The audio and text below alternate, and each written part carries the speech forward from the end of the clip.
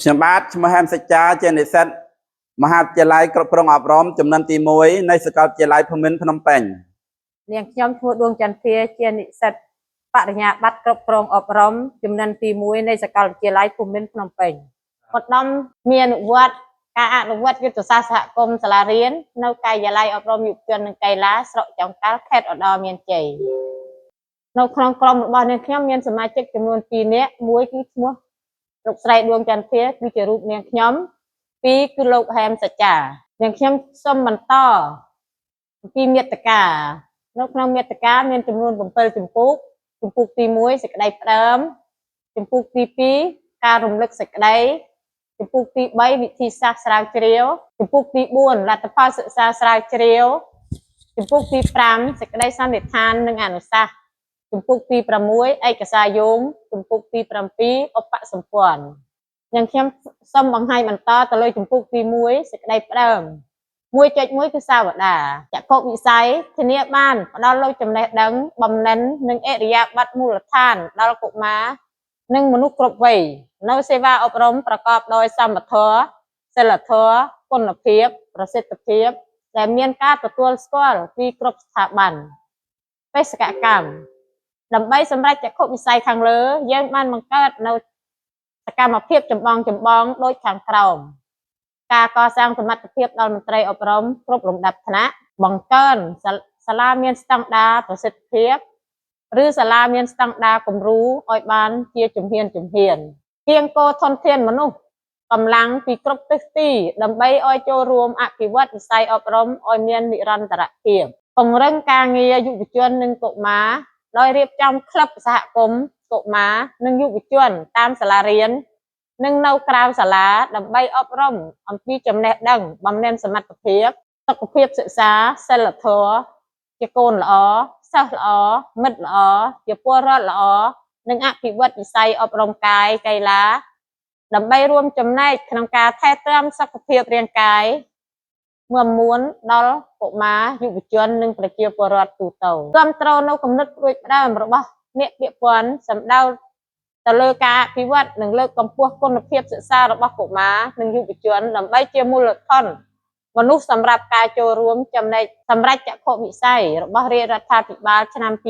2030ជាប្រទេសមានប្រាក់ចំណូលកម្រិតខ្ពស់មធ្យមនិងឆ្នាំ2050ជាប្រទេសមានប្រាក់ចំណូលកម្រិតខ្ពស់ការិយាល័យអប់រំយុវជននិងកីឡានៃរដ្ឋបាលក្រុងស្រុកចុងកាល់ 1.1 សាវតាតការិយាល័យអប់រំយុវជននិងកីឡានៃរដ្ឋបាលស្រុកចុងកាល់ចាប់ពីឆ្នាំ1979ដល់បច្ចុប្បន្នបានធ្វើការផ្លាស់ប្ដូរទីតាំងចំនួន4កន្លែងមានដំបូងឆ្នាំ1979ស្ថិតនៅកន្លែងពាណិជ្ជកម្មស្រុកបន្ទាប់មកឆ្នាំ1984នៅក្នុងសាលាស្រុកចុងកាល់បន្ទាប់មកទៀតនៅឆ្នាំ1997ផ្លាស់ទៅជាសាលាបឋមសិក្សាចុងកាល់ចុងក្រោយឆ្នាំ2007មានទីតាំងនៅសាលាវិទ្យាល័យហ៊ុនសែនចុងកាល់ដោយមានផ្ទៃដី30គុណនឹង60ម៉ែត្រដែលមានផ្ទៃក្រឡា1800ម៉ែត្រការ៉េស្ថិតនៅភូមិបន្ទាយថ្មីភូមិចុងកាល់ស្រុកចុងកាល់ខេត្តឧត្តរមានជ័យមានចម្ងាយប្រមាណ469គីឡូម៉ែត្រពីរាជធានីភ្នំពេញគិតពីវត្តភ្នំតាមផ្លូវជាតិលេខ6រួចបន្តមកផ្លូវជាតិលេខ68ចម្ងាយផ្លូវនេះត្រូវចំណាយពេលប្រហែលជា7ម៉ោងនិង23នាទីបើធ្វើដំណើរដោយរថយន្តមិនឈប់សម្រាប់សោះចេញពីវត្តភ្នំការិយាល័យអប់រំយុវជននិងកីឡាមានបន្ទប់សម្រាប់បំពេញការងារចំនួន3បន្ទប់និងសាលប្រជុំចំនួន1បន្ទប់ក្នុងនោះចែកចេញជា10ផ្នែកគឺផ្នែកការងាររដ្ឋបាលនិងបុគ្គលិកផ្នែកគណនេយ្យផ្នែកផែនការផ្នែកទ្រព្យសម្បត្តិរដ្ឋផ្នែកអប់រំកុមារតូចផ្នែកបឋមសិក្សាផ្នែកមធ្យមសិក្សាចំណេះទូទៅផ្នែកអប់រំក្រៅប្រព័ន្ធផ្នែកសុខភាពសិក្សានិងយុវជននិងកីឡាចានេះគឺជាផែនទីនេះគឺជាទីតាំងភូមិសាស្ត្រនិងរចនាសម្ព័ន្ធខាងនេះគឺជាផែនទីចេញពីវត្តភ្នំមកខេត្តឧត្តរមានជ័យហើយនៅរូបភាពខាងនោះគឺជាផែនទីស្រុកចុងកាល់ហើយខាងក្រោមគឺជារចនាសម្ព័ន្ធគ្រប់គ្រងនៅក្នុងការិយាល័យអប់រំស្រុករចនាសម្ព័ន្ធគ្រប់គ្រងការិយាល័យអប់រំស្រុកការិយាល័យអប់រំយុវជននិងកីឡាស្រុកចុងកាល់នៃរដ្ឋបាលស្រុកចុងកាល់បច្ចុប្បន្នគ្រប់គ្រងដោយលោក បុនថៃប្រធានការិយាល័យអប់រំយុវជននិងកីឡាស្រុកព្រមទាំងអនុលោកស្រីអនុប្រធានចំនួន3រូបនិងមន្ត្រីចំនួន7រូបតាំងពីកកើតដល់បច្ចុប្បន្ននេះការិយាល័យអប់រំយុវជននិងកីឡានៃរដ្ឋបាលស្រុកចុងកាល់មានអ្នកគ្រប់គ្រងចំនួន9នាក់តារាងខាងក្រោមសង្ខេបទិន្នន័យអ្នកគ្រប់គ្រងដែលធ្លាប់គ្រប់គ្រងតាំងពីដំបូងមកដល់បច្ចុប្បន្ន 1.2 លំនាំបញ្ហាហេតុផលធំៗចំនួន5ដែលនាំឲ្យមានសម្រេចចិត្តដាក់ពាក្យសិក្សានៅក្នុងកម្មវិធីសិក្សាលើកកម្ពស់គុណវុឌ្ឍិគណៈគ្រប់គ្រងសាលារៀនរបស់មហាវិទ្យាល័យអប់រំនៃសាកលវិទ្យាល័យភូមិន្ទភ្នំពេញមានដូចជាចំណុចទី1គឺបង្កើនគុណវុឌ្ឍិផ្ទាល់ខ្លួនដើម្បីជាមូលធនមនុស្សសម្រាប់ការចូលរួមចំណែកសម្រាប់ចក្ខុវិស័យរបស់រាជរដ្ឋាភិបាលឆ្នាំ2030ជាប្រទេសមានប្រាក់ចំណូលកម្រិតខ្ពស់មធ្យមនិងឆ្នាំ2050ជាប្រទេសមានប្រាក់ចំណូលកម្រិតខ្ពស់ចំណុចទី3ចូលរួមចំណែកក្នុងការធ្វើកំណែទម្រង់សាលារៀនឲ្យមានការផ្លាស់ប្ដូរវិជ្ជមានតាមរយៈការអនុវត្តកិច្ចការងារស្នូលក្នុងក្របខ័ណ្ឌយុទ្ធសាស្ត្រសហគមន៍សាលារៀនដែលនឹងត្រូវសិក្សាកម្មវិធីលើកកម្ពស់គុណវុឌ្ឍិគ្រប់គណៈគ្រប់គ្រងសាលារៀន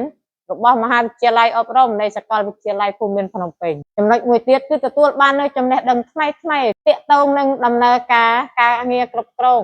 តាមសាលារៀនជាពិសេសនៅក្នុងបរិបទការគ្រប់គ្រងតាមសាលារៀននិងយុទ្ធសាស្ត្រសហគមន៍សាលារៀនឲ្យស្របទៅតាមបរិបទសង្គមនិងចក្ខុវិស័យកំណែទម្រង់អប់រំនៅក្នុងប្រទេសកម្ពុជា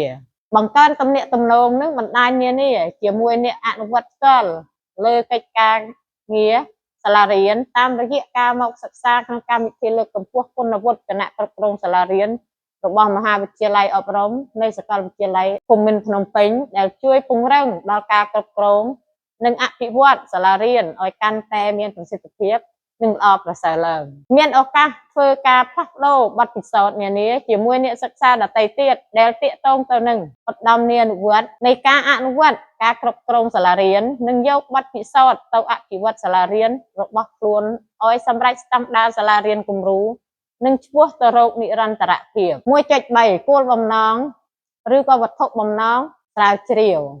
ការស្រាវជ្រាវនេះមានគោលបំណងដើម្បីចងក្រងករណីសិក្សាការអនុវត្តយុទ្ធសាស្ត្រសហគមន៍សាលារៀនជាបុគ្គលនិងចងក្រងករណីសិក្សាការអនុវត្តយុទ្ធសាស្ត្រសហគមន៍សាលារៀនជាបណ្ដាញវត្ថុបំណងនៃការស្រាវជ្រាវទី1គឺចងក្រងបទពិសោធន៍នៃការអនុវត្តកិច្ចការងារយុទ្ធសាស្ត្រសហគមន៍សាលារៀនរបស់អ្នកសិក្សានីមួយៗសិក្សាពីមេរៀនបទពិសោធន៍ការអនុវត្តកិច្ចការងារយុទ្ធសាស្ត្រសហគមន៍សាលារៀនដោយផ្ដោតលើភាពជោគជ័យនិងភាពបរាជ័យដែលបានអនុវត្តកន្លងមកចែករំលែកពីឧត្តមនានុវត្តន៍តូចៗដែលអ្នកសិក្សាមានមោទនភាពក្នុងការអនុវត្តកិច្ចការងារយុទ្ធសាស្ត្រសហគមន៍សាលារៀនចងក្រងករណីសិក្សាស្ដីពីការអនុវត្តកិច្ចការងារយុទ្ធសាស្ត្រសហគមន៍សាលារៀនជាបណ្ដាញរបស់អ្នកសិក្សា 1.4 សំណួរស្រាវជ្រាវ 1 តើបទពិសោធន៍នៃការអនុវត្តកិច្ចការងារយុទ្ធសាស្ត្រសហគមន៍សាលារៀនរបស់អ្នកសិក្សានីមួយៗមានលក្ខណៈយ៉ាងដូចម្ដេច 1.1 តើមេរៀនបទពិសោធន៍នៃការអនុវត្តកិច្ចការងារយុទ្ធសាស្ត្រសហគមន៍សាលារៀនដោយផ្ដោតលើភាពបរាជ័យនិងមេរៀនជាបទពិសោធន៍ដែលអ្នកសិក្សាបានអនុវត្តកន្លងមកមានអ្វីខ្លះ 1.2 តើឧត្តមនានុវត្តន៍តូចៗដែលអ្នកសិក្សាមានមោទនភាពក្នុងការអនុវត្តកិច្ចការងារយុទ្ធសាស្ត្រសហគមន៍សាលារៀនមានអ្វីខ្លះ 2 តើការអនុវត្តកិច្ចការងារយុទ្ធសាស្ត្រសហគមន៍សាលារៀនជាបណ្ដាញរបស់អ្នកសិក្សាមានលក្ខណៈយ៉ាងដូចម្ដេចខ្លះជំពូកទី2ការរំលឹកទ្រឹស្ដី 2.1 ការពន្យល់ពាក្យកន្លឹះ 1 ការគ្រប់គ្រងតាមសាលារៀនសំដៅលើការដំណើរការធ្វើវិមជ្ឈការដោយមានការផ្ទេរអំណាចពីថ្នាក់ជាតិមកថ្នាក់ក្រោមជាតិដើម្បីពន្លឿនដំណើរការគ្រប់គ្រងសាលារៀននិងអាចឆ្លើយតបទៅនឹងតម្រូវការរបស់សហគមន៍ជាពិសេសបរិបទនៃការគ្រប់គ្រងតាមសាលារៀនផ្ដោតលើកំណែទម្រង់សេវាសាធារណៈអភិបាលកិច្ចល្អនិងការគ្រប់គ្រងហិរញ្ញវត្ថុការគ្រប់គ្រងតាមសាលារៀនមានប្រព័ន្ធ 3A បិទជិតការវាយតម្លៃគណនេយ្យភាពនិងស្វ័យភាពដែលជួយជំរុញការអភិវឌ្ឍគ្រប់គ្រងសាលារៀនឲ្យសម្រេចស្តង់ដារសាលារៀនមានប្រសិទ្ធភាពស្តង់ដារទាំង9និងលើកកម្ពស់ឱកាសទទួលបានការអប់រំពេញមួយជីវិតយុទ្ធសាស្ត្រសហគមន៍សាលារៀនសំដៅលើដំណើរការនៃការអនុវត្តនិងការអភិវឌ្ឍសាលារៀនរបស់ខ្លួន និងសាលារៀនដទៃនៅក្នុងសហគមន៍សាលារៀនដែលស្របទៅនឹងប្រព័ន្ធ 6A បច្ចិត 2.2 ទ្រឹស្ដីនៃការគ្រប់គ្រងអប់រំ 2.2.1 ទ្រឹស្ដីនៃការគ្រប់គ្រងសាលារៀន SBM សាលារៀនដែលមានប្រសិទ្ធភាពត្រូវវាស់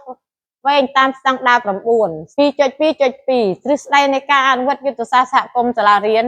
SCS សាលារៀនដែលមានប្រសិទ្ធភាពត្រូវបំពេញស្តង់ដារ 5 ចំពុកទី3 វិធីសាស្ត្រស្រាវជ្រាវ 3.1 Design ការស្រាវជ្រាវដើម្បីឆ្លើយតបនឹងសំណួរស្រាវជ្រាវទាំងនេះអ្នកសិក្សាស្រាវជ្រាវបានជ្រើសរើសវិធីសាស្ត្រស្រាវជ្រាវតាមបែបគុណវិស័យដែលត្រូវការទិន្នន័យទាំងជាអក្សររូបភាពនិងឯកសារភស្តុតាងនានាដើម្បីជំនួយដល់ការវិភាគបញ្ហាការអនុវត្តកិច្ចការសាលារៀនការរៀបចំសកម្មភាពប្រតិបត្តិការអភិវឌ្ឍផែនការអនុវត្តនិងឧបករណ៍តាមដាននិងវាយតម្លៃលទ្ធផលការងារអនុវត្តយុទ្ធសាស្ត្រសហគមន៍សាលារៀន 3.2 គឺសំណាក់ឬក្រុមគោលដៅគឺយើងបានយកចេញពីគណៈកម្មការគ្រប់គ្រងសាលាចំនួន 15 នាក់គ្រូបង្រៀនឬប្រធានក្រុមបច្ចេកទេសចំនួន 25 នាក់សិស្សចំនួន 21 នាក់អាណាព្យាបាលនិងសហគមន៍ 56 នាក់គណៈកម្មការគ្រប់គ្រងសាលារៀនចំនួន 12 នាក់សរុបមាន 129 នាក់ 3.3 វិធីសាស្ត្រជ្រើសរើសសំណាក់ការសិក្សាស្រាវជ្រាវនេះប្រើប្រាស់វិធីសាស្ត្រដើម្បីជ្រើសរើសសំណាក់បែបគោលដៅសម្រាប់ធ្វើការជ្រើសរើសសំណាក់ដើម្បីចូលរួមក្នុងការសិក្សាស្រាវជ្រាវនេះសំណាក់ទាំងនេះនឹងជួយផ្ដល់នូវទិន្នន័យសំខាន់ទាក់ទងទៅនឹងបញ្ហានិងគោលបំណងនៃការសិក្សាស្រាវជ្រាវដោយផ្ដោតលើបទពិសោធន៍នៃការអនុវត្តយុទ្ធសាស្ត្រសហគមន៍សាលារៀនជាចម្បង 3.4 វិធីសាស្ត្រប្រមូលទិន្នន័យការប្រមូលទិន្នន័យជាក់ស្ដែងប្រមូលទិន្នន័យដោយលើចំណុចសំខាន់ចំនួន 2 មានដូចជា 1 ករណីអនុវត្តយុទ្ធសាស្ត្រសហគមន៍សាលារៀនជាបុគ្គលនិង 2 ករណីអនុវត្តយុទ្ធសាស្ត្រសហគមន៍សាលារៀនជាបណ្ដាញអ្នកសិក្សាស្រាវជ្រាវបានទិន្នន័យទាំងពីរគឺ1ទិន្នន័យបឋមនិង2គឺទិន្នន័យដែលមានស្រាប់ 3.5 ការវិភាគទិន្នន័យនៃការសិក្សាស្រាវជ្រាវត្រូវបានយកមកសិក្សាវិភាគយ៉ាងលម្អិតដើម្បីជាទុនក្នុងការឆ្លើយតបទៅនឹងសំណួរស្រាវជ្រាវព័ត៌មាននិងទិន្នន័យដែលប្រមូលបានទាំងអស់ត្រូវបានសរសេរឡើងយ៉ាងលម្អិតនិងចងក្រងជាកូដដើម្បីតម្រៀបតាមក្រុមនិងខ្លឹមសារនីមួយៗជាពិសេសការសិក្សាស្រាវជ្រាវនេះបានធ្វើវិភាគទិន្នន័យតាមរយៈការវិភាគពាក្យសម្ដីរូបភាពជាក់ស្ដែងឯកសារនិងខ្លឹមសារនីមួយៗត្រូវបានយកមកប្រើប្រាស់ក្នុងការវិភាគទិន្នន័យនៃការសិក្សាស្រាវជ្រាវនេះសូមអរគុណបាទសូមជម្រាបសួរខ្ញុំបាទឈ្មោះហែមសច្ចាជានិស្សិតចំនួនទី1នៃសាកលវិទ្យាល័យភូមិន្ទភ្នំពេញសូមដល់បកស្រាយនៅចំពោះទី4បន្តពីសមាជិកក្រុមរបស់ខ្ញុំបាទចំពោះទី4លទ្ធផលសិក្សាស្រាវជ្រាវតើបទ 4.1 តើបទពិសោធន៍នៃការអនុវត្តកិច្ចការយុទ្ធសាស្ត្រសហគមន៍សាលារៀនរបស់អ្នកសិក្សានីមួយៗមានលក្ខណៈយ៉ាងដូចម្តេចតើមេរៀនបទពិសោធន៍ការអនុវត្តកិច្ចការយុទ្ធសាស្ត្រសហគមន៍សាលារៀនដោយផ្ដោតលើភាពបរាជ័យនិងមេរៀនបទពិសោធន៍ដែលអ្នកសិក្សាបានអនុវត្តកន្លងមកមានអ្វីខ្លះ 4.1.1 បទពិសោធន៍ជាមេរៀនបរាជ័យនិងកំហុសអ្វីខ្លះដូច្នេះនៅក្នុងនេះគឺបានដកស្រង់ចេញជា8បាទទី1គឺបទពិសោធន៍ជាមេរៀនគឺភាពបរាជ័យអ្វីដែលបានរៀនពីវាជាអនុសាសន៍បាទបទពិសោធន៍នេះគឺជាសកម្មភាពបន្តដែលមានចំនួន5បន្តទៀតបាទ 4.1.1.2 បាទនេះគឺជាស្ថានភាពសាលារៀនដែលសាលារៀនមិនទាន់បានចូលទៅរៀននៅក្នុងបង្កើនគុណវុឌ្ឍគណៈគ្រប់គ្រងនៃការអប់រំបាទខាងនោះគឺជាខ្លឹមទ្វារនៃសាលាវិទ្យាល័យហ៊ុនសែនកម្រហើយនេះគឺជាសកម្មភាពរបស់សិស្សានុសិស្សដែលជួយសម្អាតនៅការឡាយអប់រំយុវជននិងកីឡាកាលពីបាទនេះគឺជាលទ្ធផលសិក្សាមុនពេលមករៀនកម្មវិធីលើកកម្ពស់គុណវុឌ្ឍគណៈគ្រប់គ្រងសាលារៀនបាទនៅក្នុងនេះគឺសម្រាប់វិទ្យាល័យអនុវិទ្យាល័យទាំង5របស់ដែលស្ថិតនៅក្នុងការគ្រប់គ្រងរបស់កាល័យអប់រំយុវជននិងកីឡាស្រកចម្ការបាទនេះគឺជាលទ្ធផលឆ្នាំ 2023-24 របស់សាលាបឋមសិក្សាគោលដៅទាំង6 និងសាលាក្រៅកលដៅ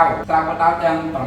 4.1.2 តើឧត្តមមានឧបត្ថតូចដែលអ្នកសិក្សាមានមោទកភាពក្នុងការអនុវត្តកិច្ចការងារយុទ្ធសាស្ត្រសហគមន៍សាលារៀនមានអ្វីខ្លះបាទឧត្តមមានឧបត្ថតូចធំនានាឧត្តមមានឧបត្ថ1ការធ្វើតេស្តស្តង់ដារ2ផែនការសិស្ស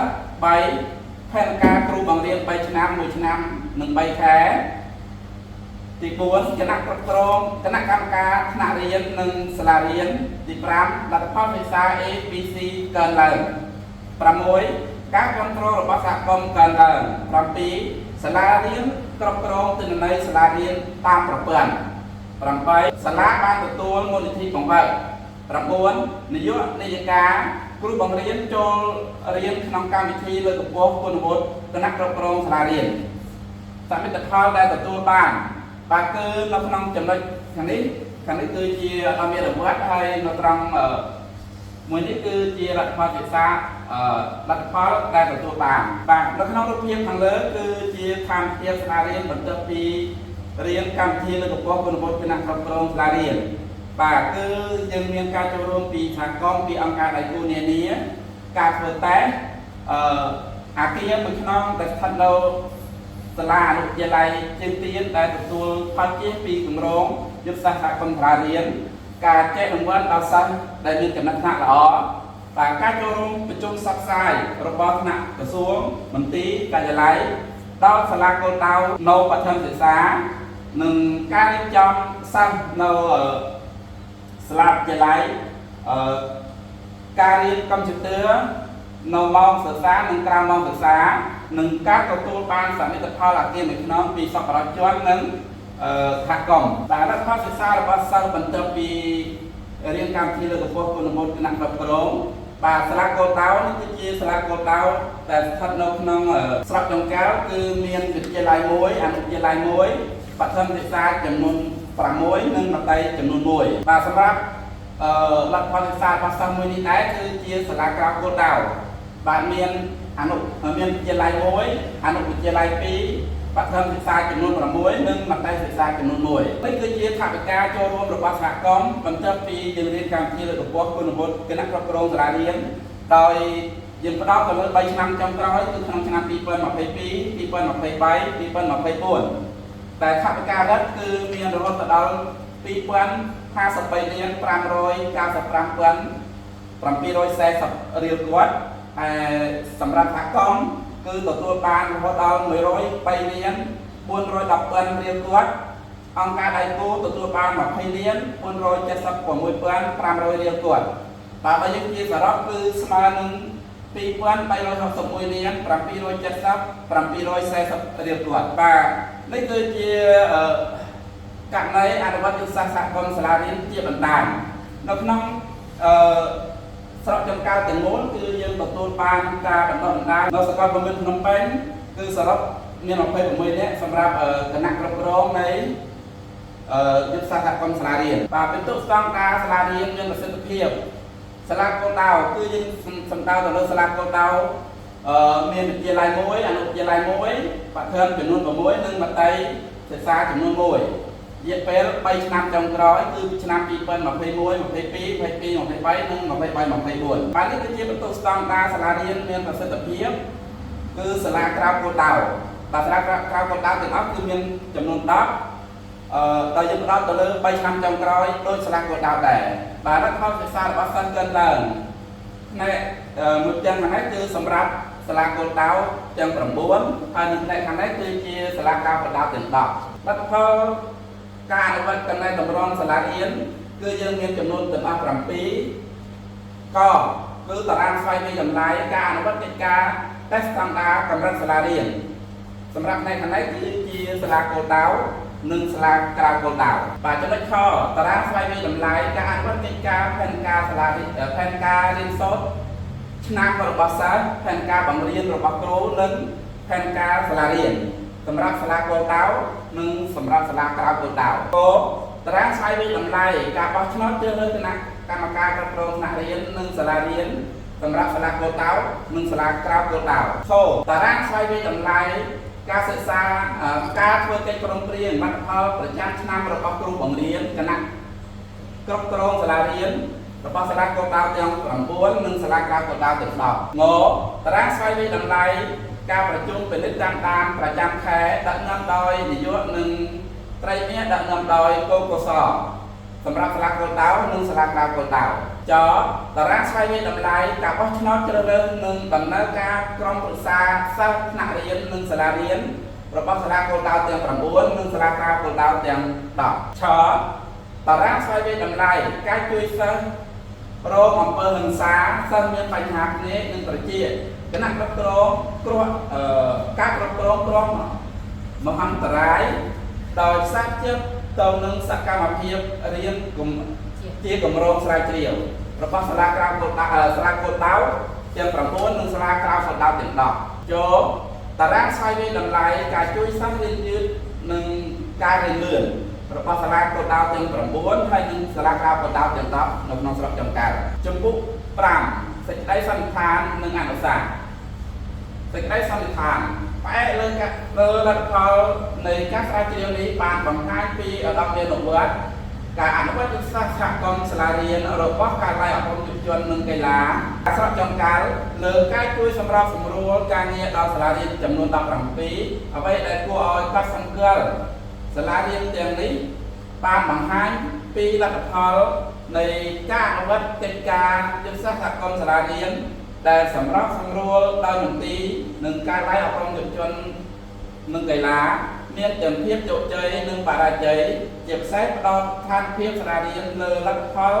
ការសិក្សារបស់សិស្សនិងការចូលរួមរបស់សហគមន៍មុននិងក្រោយមកសិក្សាក្នុងកម្មវិធីលើកកម្ពស់គុណវុឌ្ឍគណៈគ្រប់គ្រងសាលារៀនជាលទ្ធផលបានបង្ហាញឲ្យឃើញថាសាលារៀនទាំងនោះមានការប្រែប្រួលជាវិជ្ជមានទាំងហេដ្ឋារចនាសម្ព័ន្ធរូបវន្តអគារសិក្សា2ខ្នងលទ្ធផលសិក្សារបស់សិស្សនិយាយ A0 2ស្មើនឹង 0.56 នេះគឺជាការបង្ហាញរបស់នៅសាលាវិទ្យាល័យហ៊ុនសែនចំការនិងការចូលរួមរបស់សហគមន៍ដែលមានថវិកាសរុប103,410,000 រៀលគាត់យ៉ាងពិតប្រាកដមែនអនុសាសន៍ការសិក្សាស្រាវជ្រាវកម្រិតអនុវត្តគឺយើងមាន4កម្រិតទី1គឺអ្នកបង្កើតគោលនយោបាយទី2មន្ទីរនិងការិយាល័យអប់រំទី3សាលារៀននិងសហគមន៍ទី4អនុសាសន៍ការស្រាវជ្រាវបន្តចំពោះទី6អេក្សាយោគឺមានចំនួន8ទី1យុទ្ធសាស្ត្របញ្ញត្តិដំណាក់កាលទី1គោលនយោបាយអប់រំផែនការយុទ្ធសាស្ត្រវិស័យអប់រំឆ្នាំ2024-2028វិធីសាស្ត្រនៃការស្រាវជ្រាវសៀវភៅយុទ្ធសាស្ត្រសហគមន៍សាលារៀន SCS សៀវភៅណែនាំប្រតិបត្តិស្ដីពីការគ្រប់គ្រងសាលារៀន SBM ថវិកាតាមសាលាក្នុងអំឡុងឆ្នាំសិក្សា3ឆ្នាំចុងក្រោយពិន្ទុស្តង់ដារតាមសាលារៀន3ឆ្នាំចុងក្រោយចំពោះទី7ឧបសម្ព័ន្ធនេះគឺយើងបង្ហាញពីការចូលរួមរៀនផ្ទាល់តាមរយៈអនឡាញទាំងប្រជុំនិងការប្រជុំប្រចាំតំបន់ប្រចាំខេត្តហើយនិងប្រចាំស្រុកនិងការចូលរួមរៀនផ្ទាល់នៅសាកលវិទ្យាល័យភូមិន្ទភ្នំពេញសកម្មភាពការផ្ដល់ថវិកាសន្សំរបស់សិស្សនៅសាលាអនុវិទ្យាល័យសម្រាប់តេជោហ៊ុនសែនចំការដែលរៀនចប់ថ្នាក់ទី9ការជូនការផ្ដល់អាហារូបករណ៍ដល់សិស្សក្រីក្រនៅតាមសាលារៀនទូទាំងស្រុកនេះគឺជាតារាងលទ្ធផលដែលសម្រេចបានក្នុងរយៈពេល3ឆ្នាំចុងក្រោយរបស់តាមសាលារៀននីមួយៗនៅក្នុងស្រុកចំការបាទសកម្មភាពទាំងអស់នេះគឺជាការចូលរួមប្រជុំដើម្បីជ្រើសរើសគណៈកម្មការសាលារៀនការរៀនកុំព្យូទ័រការធ្វើតែងការផ្ដល់អាហារូបករណ៍ដល់សិស្សការចូលរួមពីអាជ្ញាធរមានសមត្ថកិច្ចពីសប្បុរសជនការកសាងហេដ្ឋារចនាសម្ព័ន្ធនៅក្នុងសាលារៀននីមួយៗបាទការផ្សព្វផ្សាយពីគោលនយោបាយភូមិមានសុវត្ថិភាពនិងការកសាងខ្លងទ្វារនៅសាលាអនុវិទ្យាល័យកោកស្ពាននេះគឺជាសមិទ្ធផល នេះដែលយើងទទួលបាននៅក្នុងអំឡុងពេលដែលយើងសិក្សានៅសាកលវិទ្យាល័យភ្នំពេញមានការចូលរួមពីសម្រាប់ជននៅក្រៅប្រទេសនិងក្នុងប្រទេសដើម្បីទទួលបានអគារសិក្សានៅក្នុងសាលាបច្ចេកថ្មីនិងការចូលរួមរបស់សហគមន៍ផ្ដល់ជាកង្ហារនិងជួយឧបត្ថម្ភថវិកាដើម្បីសាងសង់របងសាលារៀននេះគឺជាការចូលរួមរបស់កងកម្លាំងរបស់ព្រះសង្ឃរបស់អង្គការដៃគូការដកនាំចំណីនៅក្នុងសាលារៀនដែលយើងគិតគូរទៅលើសុវត្ថិភាពជាចម្បងការផ្ដល់ថវិកាសាងសង់របងនៅតាមសាលារៀនដែលអនុវត្តគម្រោងយុទ្ធសាស្ត្រសហគមន៍សាលារៀននិងការចូលរួមប្រជុំផ្សព្វផ្សាយពីគម្រោងរបស់សហគមន៍ជាមួយនឹងសាលារៀនបាទនេះគឺជាសកម្មភាពដែលក្រុមការងារថ្នាក់ខេត្តនិងថ្នាក់ស្រុកចុះជួយសាលាកូនដៅនៅក្នុងស្រុករួមទាំងមានការចំពីតម្លៃពីក្រុមហ៊ុនឯករាជ្យរបស់គម្រោងការបង្កើតក្រុម Telegram ដើម្បីទំនាក់ទំនងការងារនិងការបង្កើត link ដើម្បីប្រមូលព័ត៌មានពីសាលាគោលដៅនិងសាលាក្រៅគោលដៅបាទសូមអរគុណ